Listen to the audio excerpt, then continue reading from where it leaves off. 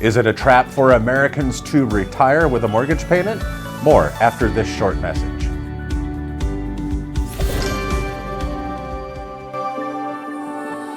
Building relationships is the way Mutual of Omaha has grown into one of the leading financial services companies in the world.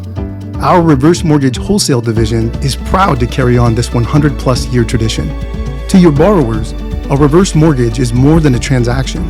It's a promise of a better, more stress-free life. Our goal is to provide you, our valued client, with the best service and support possible so you can focus on helping your borrowers achieve the retirement of their dreams. Welcome back to the Industry Leader Update. According to the most recent data, about 44% of Americans aged 62 and older still have a mortgage payment. And that percentage has increased over the past few decades, reflecting a trend where more older adults are carrying mortgage debt into their non-working years. Is having a mortgage in retirement truly a trap? Today, let's examine when making mortgage payments is not detrimental in retirement and when it unnecessarily undermines one's quality of life. Now, for decades, we saw that conventional retirement planning had one assumption, that retirees would pay down their mortgage diligently and then retire mortgage-free.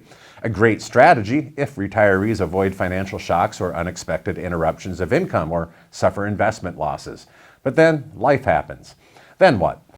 USA Today reports the share of Americans aged 75 and over who are carrying mortgage debt has risen steadily for decades.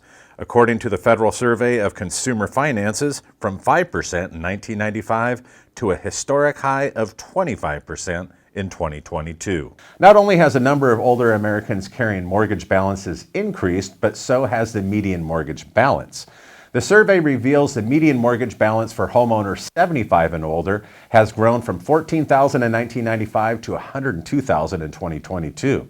According to a 2019 American Housing Survey, which was conducted by the U.S. Census Bureau, the median monthly housing cost for those that are age 75 and older was approximately $500 a month, which includes mortgage payments, property taxes, insurance, utilities, and maintenance. But we know that many today have a much higher payment, having refinanced their home one or several times. The Michigan Retirement and Disability Research Center at the University of Michigan found that the typical retiree lacks the funds to cover their mortgage debt.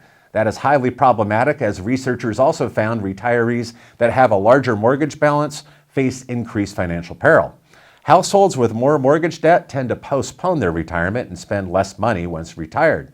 So why are so many still paying a mortgage today? Recent data from the National Association of Realtors may hold the answer. It shows the typical first-time buyer last year was 35, while the average repeat buyer was 58. Baby boomers appear more comfortable in taking on mortgage debt later in life than their older counterparts. But when does having a mortgage in retirement really make sense? When carrying a mortgage doesn't place a strain on monthly cash flow to cover monthly payments and there are few other debts. It's always a function of cash flow, said Erica Safran, a certified financial planner in New York. Fortune.com notes that those who have purchased or refinanced a mortgage in a low interest rate environment may want to keep their mortgage in place and then invest their money from their available funds. Now, stock market returns average 6.5% to 7%, which would exceed the 3% to 4% interest paid on those mortgages. However, there are several instances when eliminating a mortgage does make sense, a mortgage payment. Homeowners that have considerable amounts of non-mortgage debt may find relief in eliminating their mortgage payments each month. Also, those that are facing a potential reduction in household income, either from a pension or Social Security after the death of a spouse, they may want to consider reducing their monthly debt burden. We can't predict the future, and we never know when the unexpected could happen. Therefore, it's important to plan for the worst-case scenario and determine whether you'll be able to pay for your mortgage during these times. If funding one would be a challenge for you, then you shouldn't carry it into your retirement, says Courtney Myers, a financial advisor with Thrivent Financial. All which brings us to the question how one may eliminate their mortgage payment. Now, the first option is to sell and downsize. If the homeowner does have substantial equity in a large home, they may be able to purchase a smaller house with a much lower mortgage payment because the purchase price is lower. Another option is to sell and rent, an unpopular choice for homeowners who have enjoyed the security of having a fixed housing cost. But what about reverse mortgages?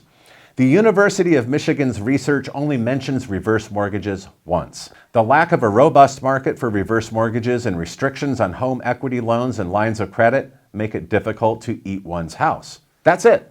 No examination of the improvement to a reverse mortgage borrower's cash flow or peace of mind in retirement.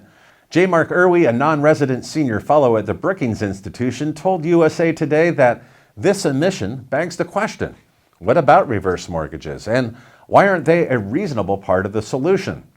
One suggested answer in the column was persistent reputational issues with the loan, a point that USA Today drove home in its 2019 expose on reverse mortgages.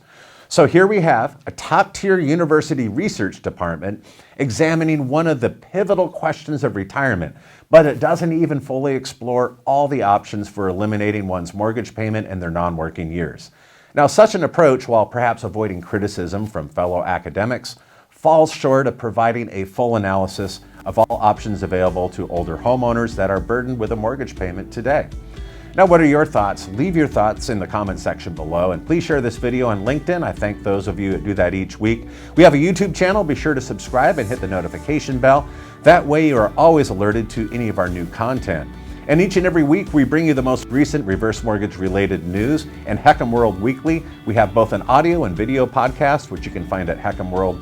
Listeners can find us on Spotify, Apple Music, and also on Podbean. Thanks again for joining us, and be sure to return next week for more reverse mortgage news, commentary, and analysis you'll only find here at HECM World. Have a great week.